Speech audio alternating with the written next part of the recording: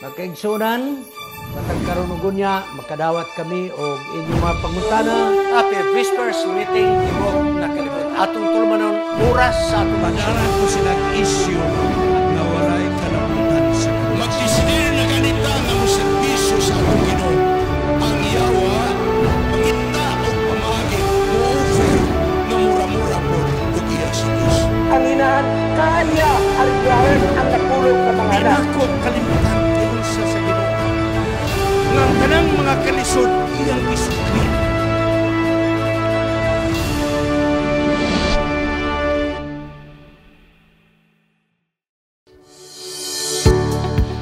Ayaw kalimot, kung gusto ka mo suportar sa atong ACS Media Ministry, pagkuha mo og kopya nini. The Until Preacher. Biographical, inspirational, and motivational. Kuha mo ni ini nga kopya. Garantiya, iuli ang kwarta kung di mo makaangay. Pero kung mag-uli mo sa kwarta, kamo yung personal mo aris Cagayan de Oro City. Di ko gusto nga ipadala ninyo sa courier. Kamo yun ang mo rin. So, seryoso nga paagi. Di mo magmahay sa pagbato ni nga libro. Makita ni mo ang kamot sa Diyos nga nagagiya siyang anak. Ug ang usab nga paagi. Nga kamo usab makasuportar sa atong media ministry. Pagkuha usab mo ni ining Happy Family DVD. Nga kini aron inyong masabtan at kung gisumpay ang doktrina sa matag isyo sa family. So kini mga kaigsunan, 18 ka family problems, 18 ka family issues, o kada family issue gisumpayan og muhaom nga doktrina. So niya ay 18 ka doktrina usab mga kaigsunan. Og ang sunod mga kaigsunan, aron do na mo'y compilation kanang wa mo'y access sa YouTube. DVD na lang. Ang device service nga wali akong gi-compile mga kaigsunan. Niya din Og ang katapusan nga gusto ni promote mo ang hermeneutics. Naitay hermeneutics diha sa atong YouTube. Pero mas kumplito ni, mga kaigsunan. Kuha mo nini, tutulo, ug asa inyong gusto. Apan akong balikod. Sa matagkuha ninyo ni ining materials, gikan sa ACS Media Ministry, kamo nakasuportar sa buhat sa Ginoo. Salamat.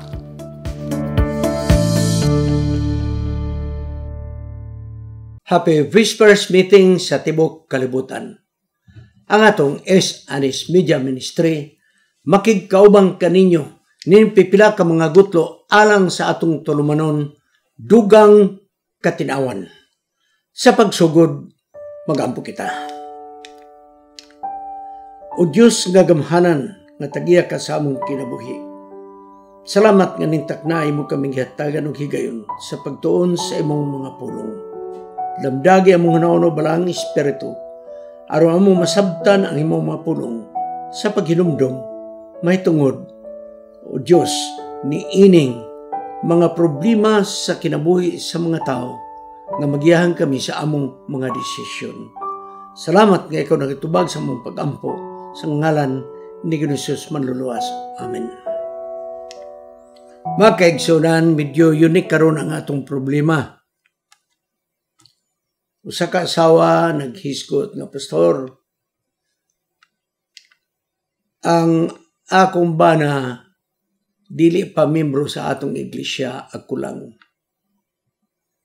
Mao nga nahibalo ako sa atong mga basic nga doktrina, ang usa niya na ako nabalaan nga ang sugal gidili gyud sa atong iglesia.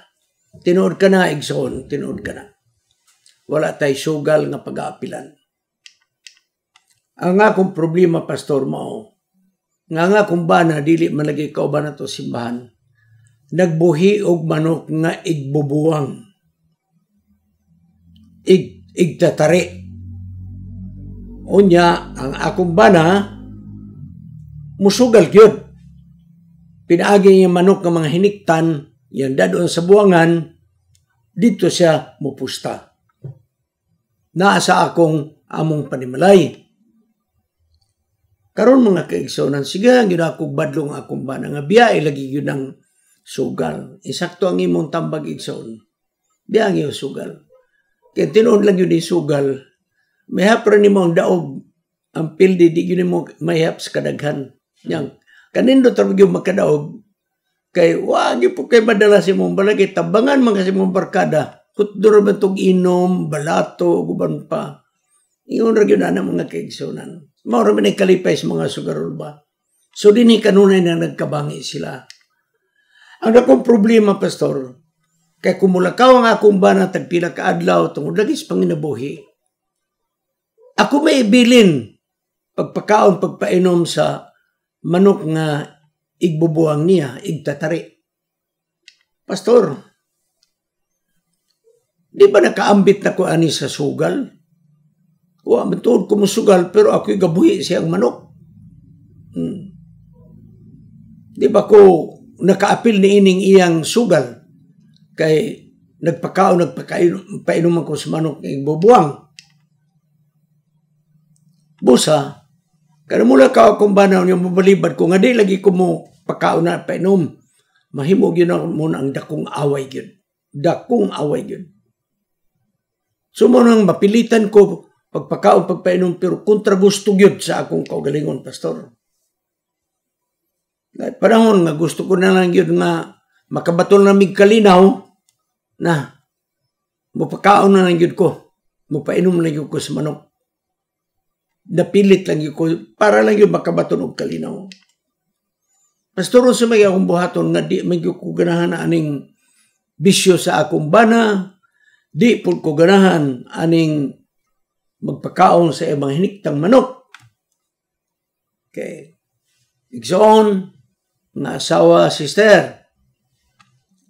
Aniya, ang tanang mananap, Diyos mo'y naglalang. Mamaak man ang mananap nga makamatay, Diyos gapon mo'y naglalang.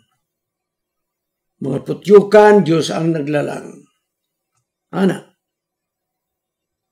Mga halas, Diyos mo'y naglalang. Makaon nga mananap, Diyos mo'y naglalang. Mananap nga mahugaw, Diyos gihapon ang naglalang. Muna matingala ta. Ngano nga di man ipakaon, unya iya man ang gilalang, iya man gibuhat. Kay mga kaigsonan. So, tungod kay siya mangyod, mo'y naglalang ni ining mga mananap, iya ni. Sa pagkatinuod ang Diyos dili gusto nga atong abusahan ang mga mananap. No? Mao nga din karon sa atong nasod natay kalihukan, concerned citizen, no? Kanang animal rights. No, animal rights. Ginatanaw nila kung doon na may mga mananap nga mga gipang-abusuhan. Unya magpatay ka sa mga wildlife, priso bagyo ka na. Kanang wild duck nga imo nang pasipadan, mapriso ta na. Okay, so labi na sa ubang nasod, grabe ka stricto. So nagpasabot, ang akong drive mauno. Kay ang Diyos mo'y naglalang ni ining mga mananap. Number 1, di nato abusuhan ang mga mananap. Makaon man nagsadili, di nato abusahan. No? Diri sa ato igsoon magkitaghalas, tabangan mga ginato gukod, patyo mga ginato. Sa ubaw nasod mga kaigsoon na presuhong ka o imong patyo ng halas. Ang sugyot tras gobyerno maglikay ka nga di ka mapakan. Nung ka nga imong patyo na, ha? Buaya, di yun ay papatay mga kaigsonan. Karon na, kadungog ko nga na ay buaya nga nakita ang dapit sa Sarangani. Wala. Ginahunting na. Mga kaigsonan. No? Nagpatrolya ng mga tao kung asa itong buaya hato. Sa ubang nasod mga kaigsonan, di mo na mahilabtan. Ginaproteksyonan ang mga mananap. Mabitaw nga nahitabo sa atong nasod mga kaigsonan. Tanaw mga langgam na to asa naman ron. Pagkadaghang langgam igsoon nga wa na ko kakita. Sa unang panahon igsoon, daplin-daplin na sa kalubian, ara na gang langgam. Karon ang abilin na lang, kanang maya-maya sa balay, mauna na nabilin. Bisag tamsi, gamay na lang yung ako nakita mga kaigsoon. Nga naman, naabusahan na ito. Nawala na. Okay? So, dili gusto ang Diyos kay siya may naglalang nga kining mananap pasipadaan, kining mananap magutman. Ako balikon, mananap nga hinlo, ipakaon, o dili mag-ipakaon, no? Bisang papananglit ka ng mga langgam nga igsusugal, mga kaigsuunan, o ka, mga langgam nga pusilon aron makaon, dili yun nato na abusahan, mga kaigsuunan. Sa ubang nasod na ipanahon nga tugutan pagpusil ang mga langgam, mga ihalas ng mga mananap, pero na ipanahon nga dili. Ginistorya nila kanun sa akini magbuntis, kanun sa akini mangitlog, sa ato igsoon wala. Dili na paabusahan sa Diyos. Niining imong kahimtang sa imong bana nga dili tumutuo. Ingon lang niini mga kaigsunan. Ang imong nadlukang ka nagpakao mong kasmanok, nakapil ka sa sugal. Sa akong tanaw, mura magdili yun. Igsoon, kining ato din mga talambagan naman kung okay sa inyo, well and good, ug dili. Pagita mo glaing mga katarungan. So para sa ako, pagpakaon og manok nga mga hiniktan nga igbubuwang, wala ta makapil sa sugal ana.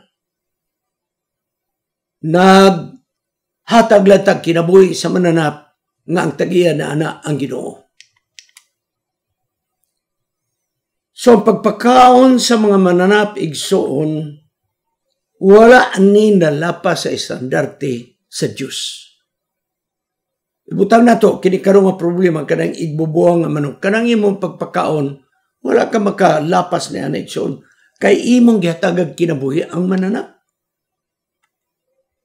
Ang gidili nato ang sugal. Wa man ta mo sugal. Na wa man diha ang tag-iya nga sugarol. Ato na lang yun ang pagkamat yun. Kaya tag-iya nga sugarol wa diha. Igsoon, ang maayo nga lumulupyo ni nga nasod mo, makakita